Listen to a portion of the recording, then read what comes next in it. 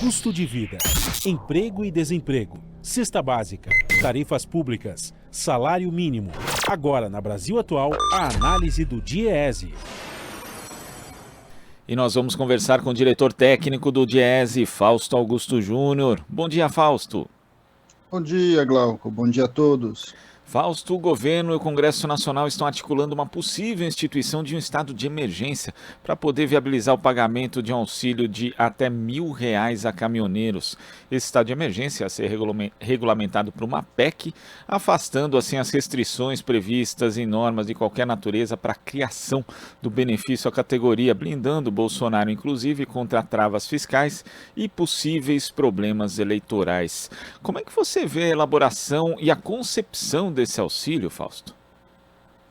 Bem, Glauco, a gente vai vendo aí como o governo Bolsonaro vai buscando caminhos para tentar a sua reeleição. São todas medidas tipicamente eleitorais e que, de fato, não enfrentam o problema de raiz dessa questão. A questão dos combustíveis está por trás aí de toda essa discussão e, inclusive, da inflação alta que a gente está vivendo no nosso país. E isso tem por origem a política de preços, a política de paridade de importação, que de alguma forma não foi sequer tocada nessa discussão até agora. A discussão da política de preços é, ao fim e ao cabo, o que de fato deveria ser discutido no país. Como que um país que produz boa parte do petróleo que precisa para o seu consumo, que consegue fazer a transformação, né, consegue fazer o refino da maior parte da gasolina e de mais de 70% do óleo diesel, simplesmente fica condicionado aos preços internacionais por conta de meia dúzia de importadores. Esse é o debate que precisa ser feito e que de fato é simplesmente refutado. E aí o governo Bolsonaro vai mais uma vez, tal qual ele fez com a discussão do ICMS, a questão aí toda dos estados, dos governadores, tentando jogar no colo de outro o problema aí da questão do preço dos combustíveis.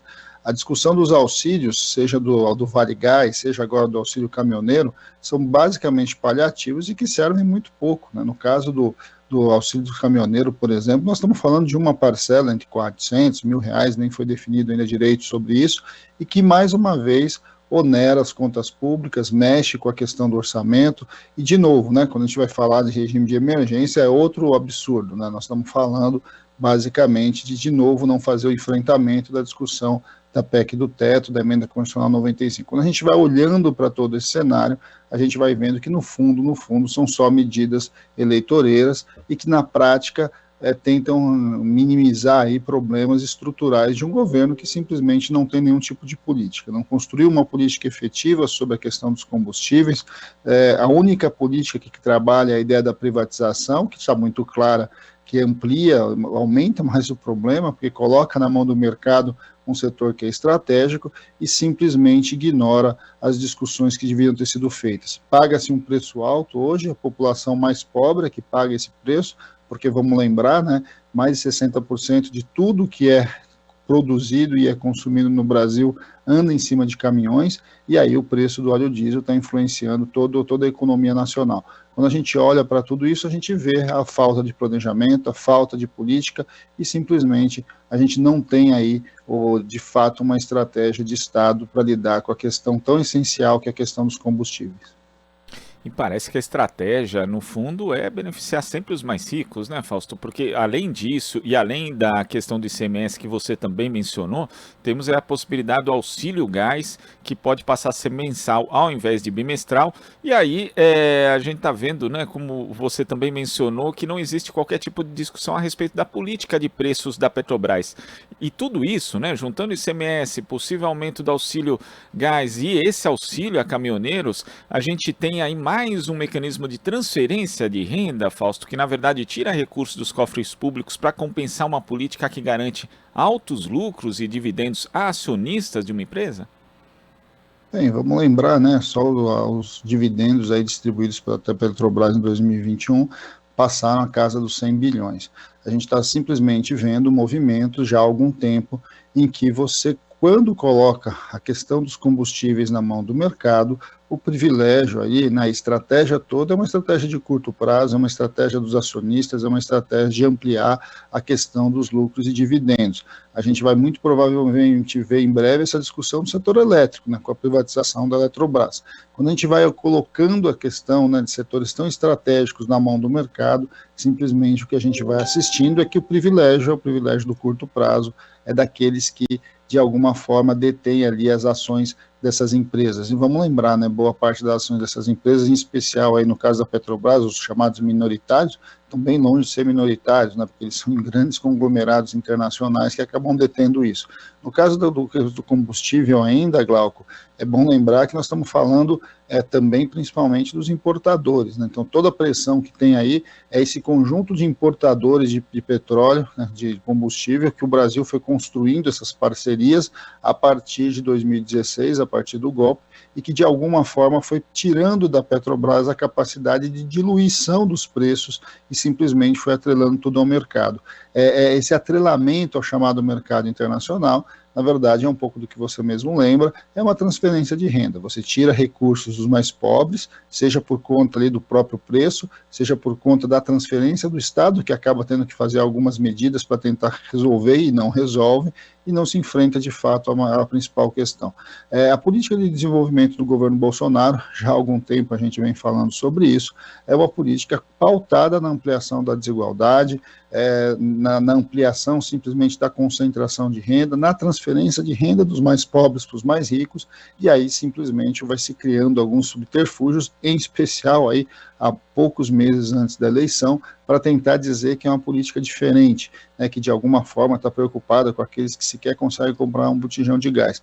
Mas a gente já vem falando há um bocado de tempo, nós estamos com ampliação acentuada na miséria no Brasil, mais de 30 milhões de pessoas passam fome, e essa discussão simplesmente da questão dos combustíveis, ela de certo modo é mais um agravante em tudo isso. Uma parcela bastante importante da população vem deixando de ter acesso ao gás, tem voltado a queimar lenha no Brasil, e é alguma coisa que a gente precisa fazer essa discussão. A discussão sobre a questão dos combustíveis ela é central num país que é essencialmente rodoviário e que, de alguma forma, a matriz ali de transporte está diretamente ligada ao conjunto dos preços da economia. Agora, Fausto, caso fique nesse teto de R$ 1.000, o repasse mensal aos caminhoneiros vai ser mais do que o dobro do piso de R$ 400 pago hoje às famílias do programa Auxílio Brasil, que contempla pessoas em situação de pobreza ou de extrema pobreza, né? O benefício médio é de R$ 409,30, segundo os dados de junho.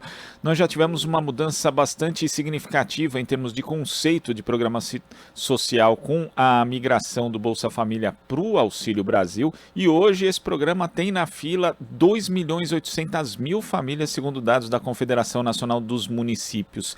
Isso, a possível instituição desse auxílio para caminhoneiros é mais um desvirtuamento da própria natureza desse tipo de programa social, Fausto?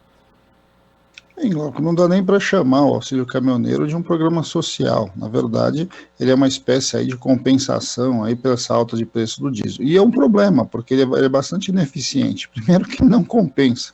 Nós não sabemos ainda nem direito qual vai ser o desenho de um programa desse tipo, mas a gente sabe que no final das contas, ele pouco benefício ele vai trazer.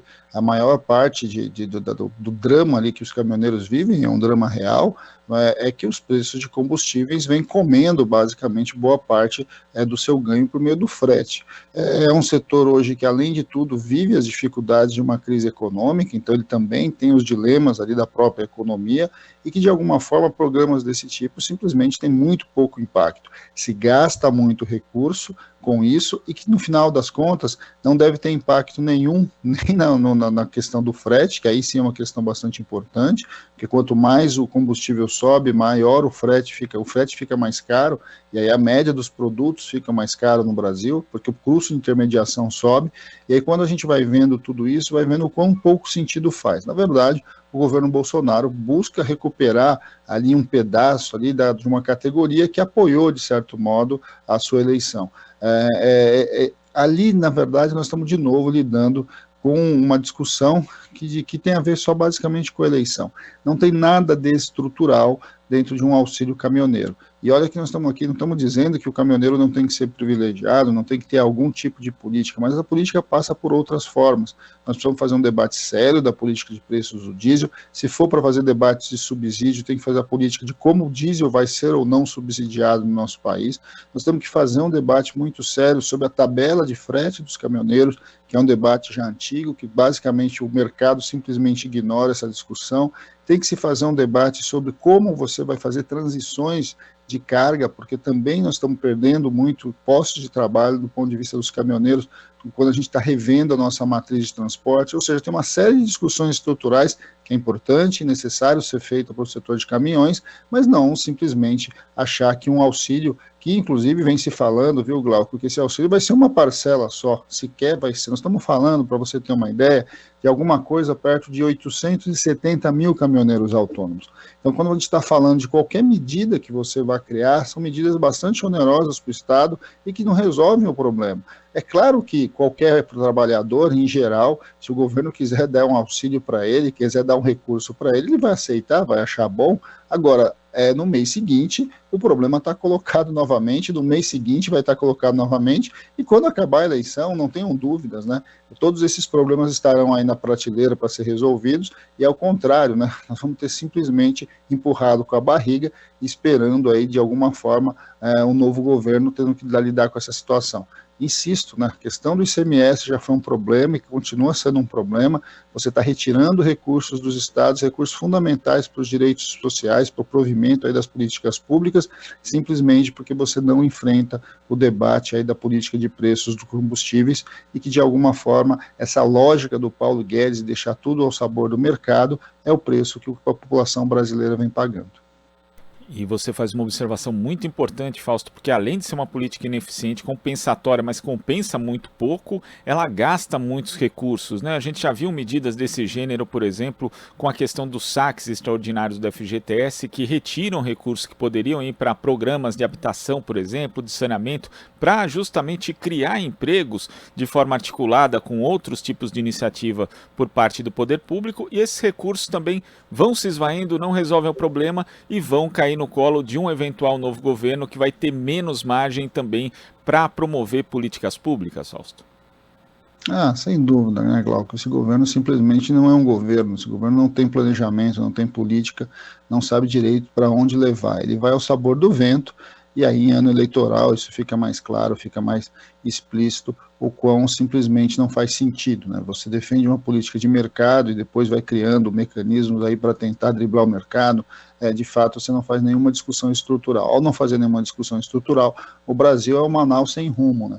E aí o preço é sempre muito alto. A gente está vendo o preço, e quem está pagando o preço é a população mais pobre. A população mais pobre que hoje está cada vez mais pobre, né? A fome avançou bastante no nosso país, a população miserável vem crescendo. É bom lembrar que metade da população brasileira hoje vive algum grau de insegurança alimentar.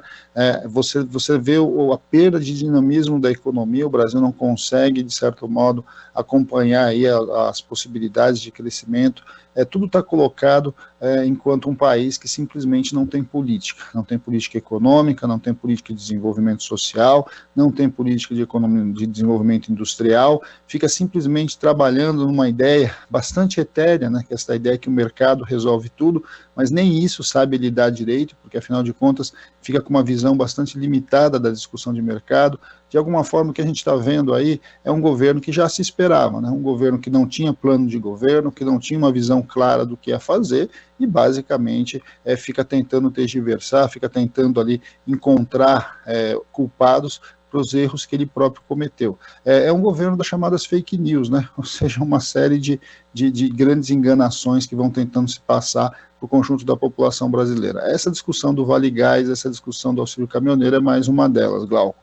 Vamos lembrar, né? A grande virtude do Bolsa Família foi ter construído um programa estrutural de distribuição de renda a partir dos municípios e que de alguma forma garantia a segurança alimentar.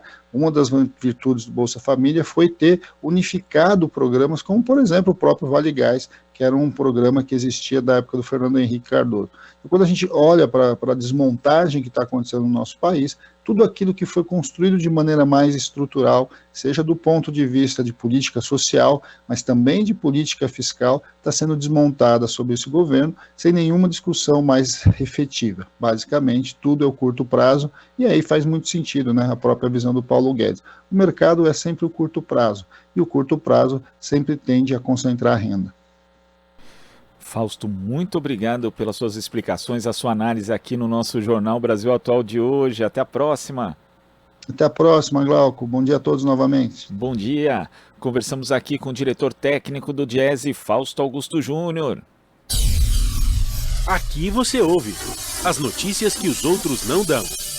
Jornal Brasil Atual.